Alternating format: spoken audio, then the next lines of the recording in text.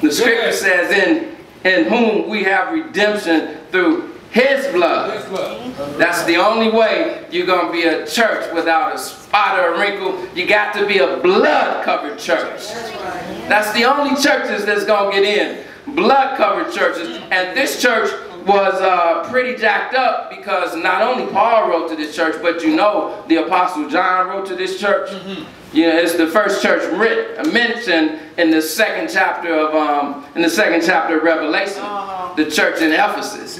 He's like, you checked out all those people that came through you, and you found out they were false apostles. They were jacked up. And he said, I know you love truth, but there's one problem with you. You left your first love. You don't really love me. You don't really love me.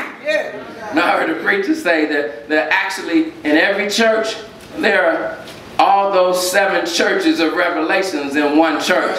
He said, I don't have a problem with one church, 3 locations. I got a problem with one church and 7 churches in the one church. You heard about one church and 3, 4, 5. He's like, you got 7 churches in one church, and they all from the book of Revelation. Help us. But we are a blood-covered church.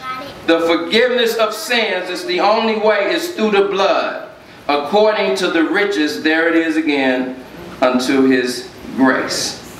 Unto his grace. It says, wherein he has abounded toward us in all wisdom and prudence. So it wasn't an accident. It wasn't some haphazard. Some people don't give in, and you say, well, what about those people who never heard? Well, God is God. God is not going to unjustly send anybody to hell. He's going to make sure everybody hears the gospel message.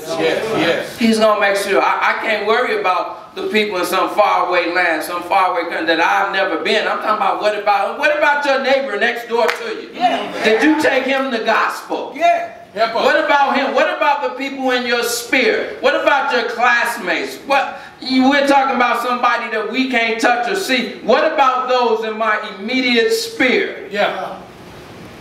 That's who I need to get